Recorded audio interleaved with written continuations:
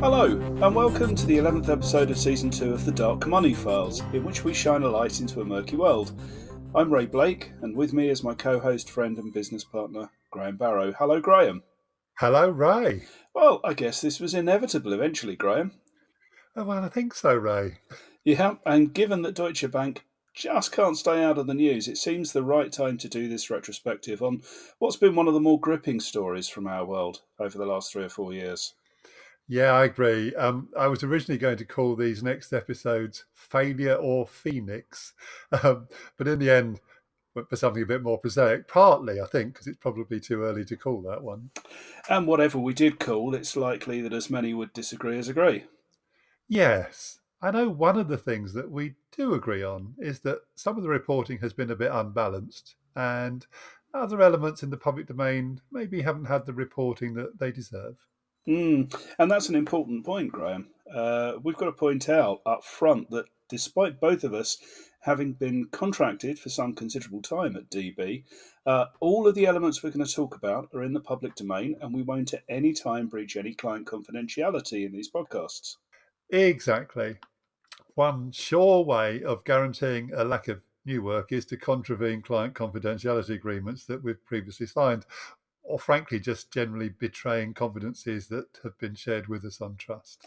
And I think it's also worth pointing out that much of the negative coverage of Deutsche Bank affairs relate to their commercial decisions and financial performance, which neither of us is in a position to analyse nor comment usefully on. Good point. We might argue over much, but certainly some of the coverage is related Yeah, to their financial performance. But of course, we're not going to look at their financial performance, are we, Ray? We're going to look at their financial no, crime-related issues, which is, after all, what our listeners are here for. absolutely. So, should we start with the FCA's final notice for the mirror trading and other AML failings? You couldn't get much more public domain than that, although, for reasons I completely understand, not that many people have actually read it in any great detail. Well, let's do that. I think that will account for at least one episode, and frankly, possibly two or more, because it really is worth going into some detail, not least because it makes a great case study for other firms to learn from. Okay. The final notice starts off by going through Deutsche Bank's legal obligations in respect of customer onboarding. But they're not going to go through every single element, surely. No, and that's the point, Graham. The stuff they include will of necessity be relevant to why they're going to impose a fine. In which case, the main points will be very interesting. So, what were they? Well, they included the need to do customer due diligence at a sufficient level to provide the means of monitoring the customer's transactions in order to identify suspicious activity. And included in that definition is the need to include, where necessary, the customer's own underlying clients. And already that's quite revealing because this shows that the regulator expects firms to obtain enough information at the outset of the relationship to establish what the normal or expected pattern of transactions will look like. Yes, and that means frequencies, volumes, values. So, say we expect to trade daily, often 5 or 6 times a day, and normally in the range of 50,000 to £500,000 per trade, something like that. And of course, if it's an intermediary acting on behalf of underlying clients, who they are, what due diligence the intermediary does, and how robust their own controls are over their underlying clients. Yes, because without that information, how do you establish a baseline profile against which to measure potentially unusual activity? Exactly. And of course, it's got to make sense. A newly established broker isn't likely to trade as often or for as much value as a long established one. CDD doesn't just need to be complete, it needs to make sense logically and commercially, quantitative and qualitative. All of those are important. Uh, right, I completely agree. Well, that's the first point. Shall we move on? Yes, and we've slightly preempted the next point, which talks about responsibilities as set out in JMLSG Part 2. That's the Joint Money Laundering Steering Group Guidance, Part 2, in respect of assessing risks when doing business in wholesale markets, especially around the source of the funds being utilised and how easy that is to verify. Yes, and I think we can see the direction of travel here. But is it worth taking a very short diversion, though, Ray, to explain why the FCA particularly mentions in this final notice the JMLSG? Yes, that's because it's relevant guidance, which means that where, for example, a firm is facing disciplinary action or prosecution, the FCA or the courts will specifically take into account whether the firm has followed the JMLSG guidance and any other relevant guidance, as it's been explicitly approved by a Treasury Minister for that purpose. Exactly. Okay, and the next point. Our old favourite, Graham, the purpose and nature of the account. The FCA make the point in the final notice that this information is vital to allow the approved person, that's Deutsche Bank, to assess whether the proposed relationship is in line with its expectations and also to provide it with a meaningful basis for ongoing monitoring of the client's activity. Okay, so quote, normal commercial activity won't cut it as purpose and nature account then? You mean like we often see in KYC Yeah, records? yeah, No, no, it won't, Graham. No. no. Um, okay, so already we're seeing that these final notices are a really useful guide to informing other firms of the FCA's expectations when it's those other firms' turn in the spotlight. Very much so. I think the FCA makes the point themselves somewhere in their guidance. Yes, I think you're right, actually. So, what was the next point on the final notice? They specifically call out the need to ensure where the business is in a non EEA jurisdiction, so outside Europe, that you need to be Hmm. very careful that if you're transacting on behalf of the underlying client of an intermediary, that you can't just place reliance on them to perform their AML requirements properly, but you need to check that they're professionally registered and subject to requirements that are equivalent to those that apply inside the EU. Yes, and we already know that a lot of the final notice in this particular case will relate to Russian mirror trade. So once again, the FCA here are Mm. preempting the defence of equivalence, given that Russian is definitely not in the EU. Yeah, absolutely. And the next bit on my reading contains just a hint of regulatory sarcasm. Really? Oh, yes. It details that DB's process for conducting CDD and EDD, enhanced due diligence, on potential new customers was set out in its KYC policies and procedures, and that these were, quotes, supposed to be implemented by London front office and supported by client onboarding and the AML teams, quotes. Ouch. And that's immediately followed by the comment that during the period in question, new customers could be onboarded in the UK by other Deutsche Bank offices without the involvement of London front office personnel. Okay, so who's actually accountable for the risk then? Well, I think that's the point, Graham. In fact, they go on to say that for Russia, the Moscow front office onboarded non Russian clients with UK Deutsche Bank largely via the client onboarding team in India. Hold on. Did you just say non-Russian clients? Yes. I think this is probably referring to clients who were the other side of the mirror trade. Okay, so we're going to talk through the mirror trading process in detail in a minute, so maybe we'll come back to that then. Yeah, that's a good idea. The final notice also says that once onboarded into the UK, these non Russian clients were then managed by Moscow front office. Do you know, Ray, I'm not sure I've ever read anything about that before. So effectively, Russia was onboarding clients from, say, let's say the Cayman Islands onto the UK's books, but then managing that Mhm. relationship out of Russia. I think that's exactly what it's saying, as the next line makes clear that Russian clients, as I believe the law requires in Russia, were onboarded by a client onboarding team based physically in Russia. Which means that all the business whether it's Russia or London or wherever in the world that the Russians are managing, is being run out of Russia. Yes, absolutely. For Russian clients, it's also being physically onboarded in Russia. For non-Russian clients of the Russian entity, it's being onboarded mostly through operations in India. Um, Okay. yeah, absolutely. And he talks about this in the very next paragraph of the final notice. It's called remote booking, and it means that transactions being done in London were being booked from Moscow direct. The FCA state that at the time of the fine, approximately 30% of the assets on DB's UK balance sheet related to remotely booked activity from around 50 cities in 35 different countries. Whoa. It goes on to say that in 2015, more than 500 traders were allowed to book business remotely to the UK balance sheet, and that there were more than 2,000 books, which corresponded to more than 150 business units. So in effect, what we're saying is that at the time of these mirror trades, people from all over the world within Deutsche Bank were using the London branch to conduct trades with apparently very little oversight of who they were doing business with and why, frankly, the underlying clients were doing that business. That's exactly what it looks like. Oh, Ray, that makes your anti-money laundering risk management a bit tricky, doesn't it? I think that could be an understatement, Graham.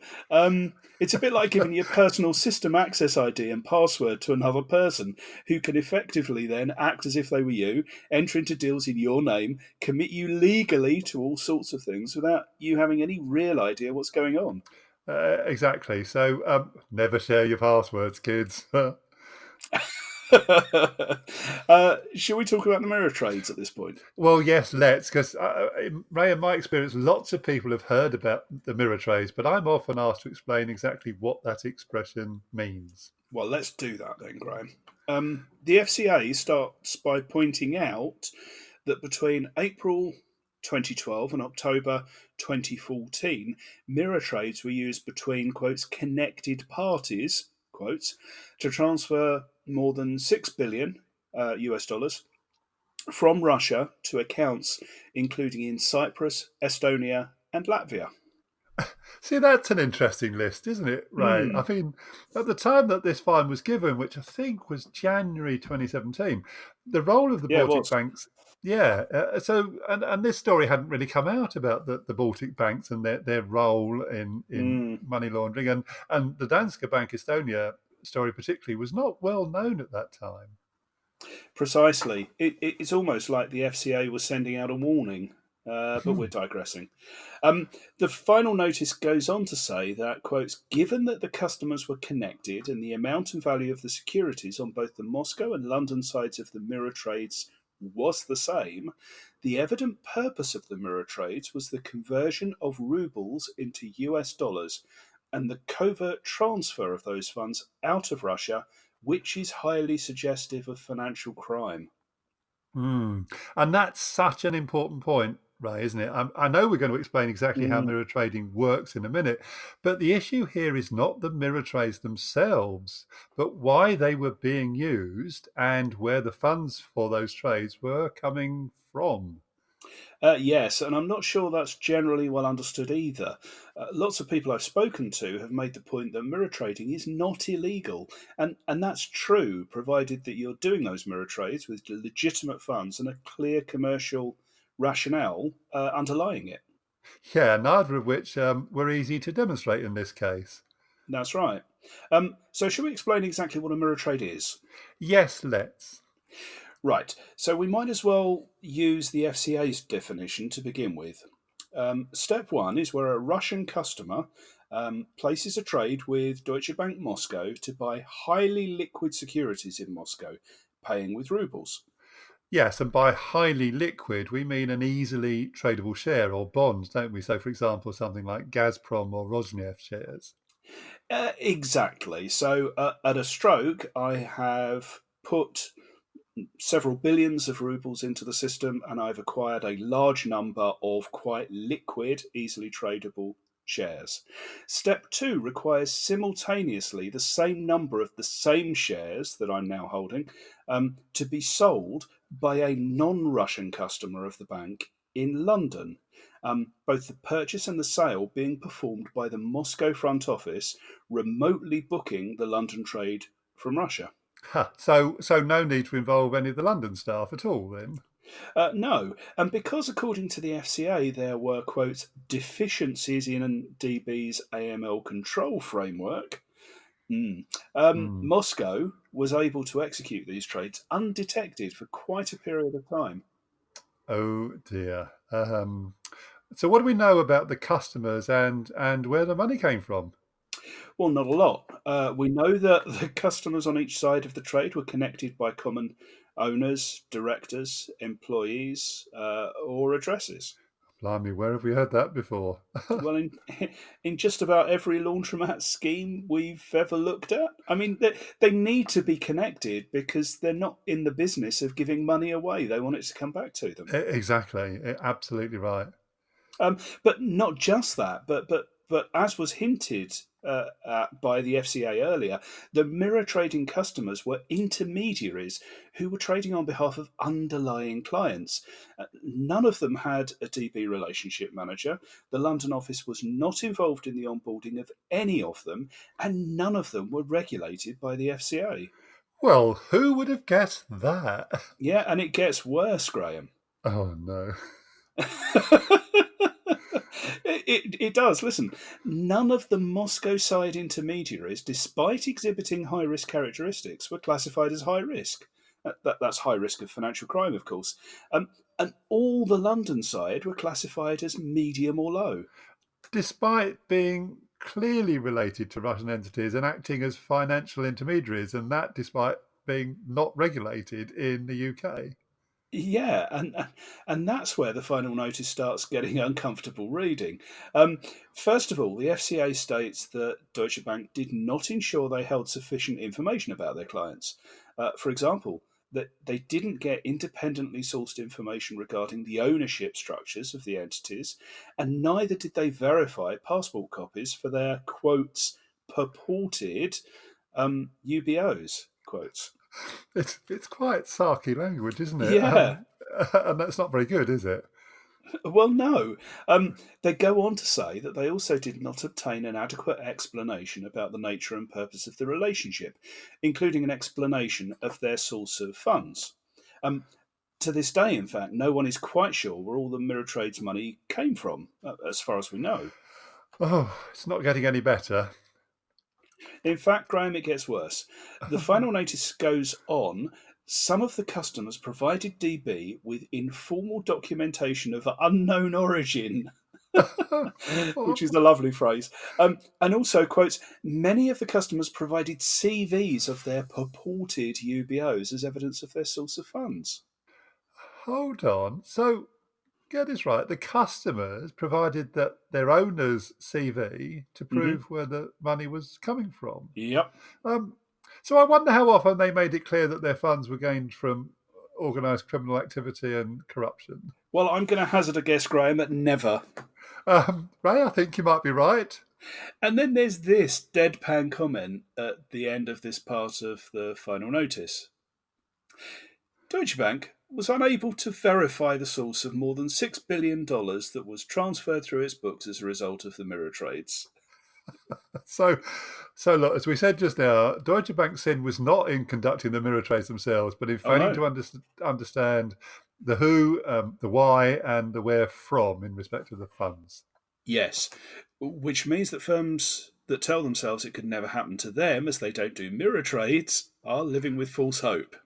Well, yes, especially as they might actually only see one side of the trade. Now, that's a good point, Graham, because a little later in the final notice, the FCA point out that in addition to Deutsche Bank transacting both the Moscow and London side of the trades, there were a further 3,400 sales to the London branch of Deutsche Bank, totaling $3.8 billion, which were also highly suggestive of being the London side of a mirror trade, for which presumably the Moscow side was performed by a different bank.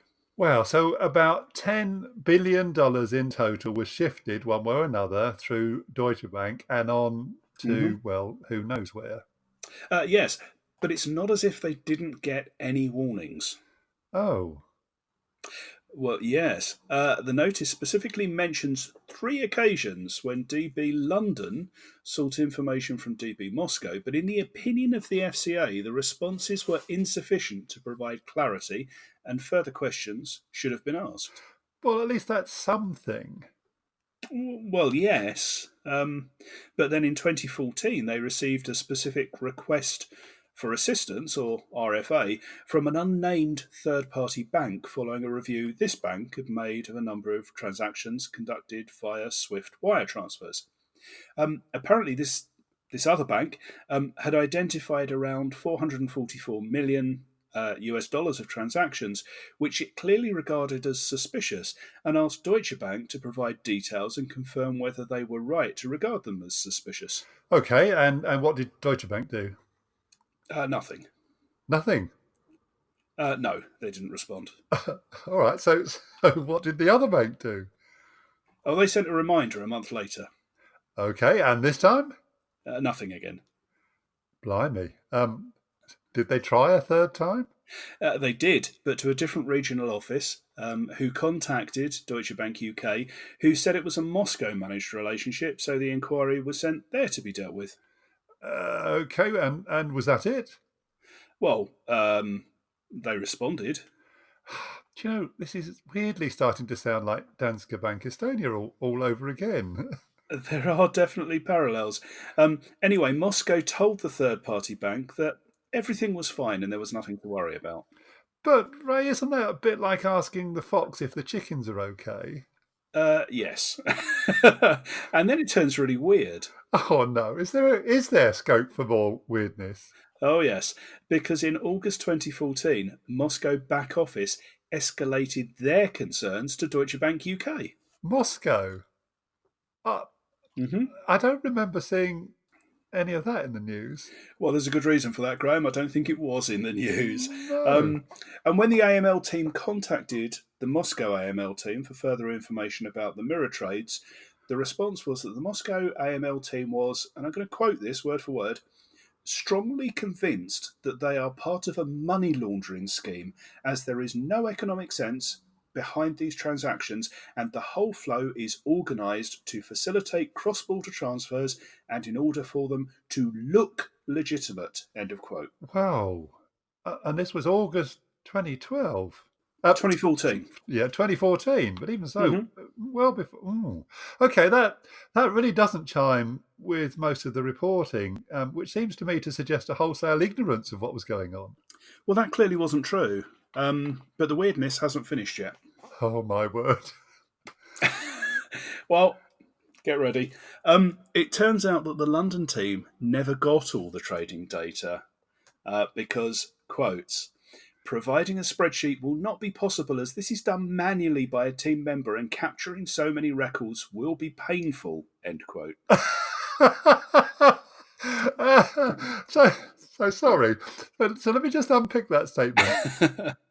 We're saying that a trading operation capable of transacting at least 10 billion US dollars of mirror trades Mm. didn't have the capability to automate the production of that trading data. And Hmm. what's more, when, let's be honest, significant evidence of potentially massive money laundering comes to light, someone Hmm. refused to provide a complete picture because it was going to be tedious. I think that's about the sum of it, yes. Uh, and sadly, that was enough for the AML team to give up. What, completely? Well, no. By the autumn of 2014, they started closing the affected accounts. But the FCA make the point that this would have had little effect as they traded under multiple different identities.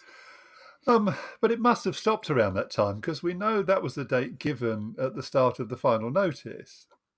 Yes, but not because of the investigation. That was simply because the Moscow side stopped dealing with the Russian clients. But anyway, they did start investigating properly, we now know, in early 2015. Yes, because the Moscow team escalated further examples of mirror trades and at the same time informed London that they'd discovered even more. Wow. So this time, obviously, they took it seriously in the UK. Yes, they began a formal investigation and informed the FCA. And coincidentally, that was at almost exactly the same moment that the FCA was about to conduct its first systematic AML programme, or SAMLP, visit to Deutsche Bank London. That's right. So that seems to me, Ray, like an appropriate moment to finish this first look at the trials and tribulations of Deutsche Bank. It certainly does. And next time? Well, I think next time we need to give a brief overview of the SAMLP programme and then talk about what happened when the FCA came to Winchester House, the London headquarters of Deutsche Bank, in early 2015. I'm looking forward to it. Thank you for listening to this episode of the Dark Money Files. We hope you enjoyed it. If you would like to listen to future episodes, please subscribe through iTunes, Spotify, or your normal podcast provider. Thanks.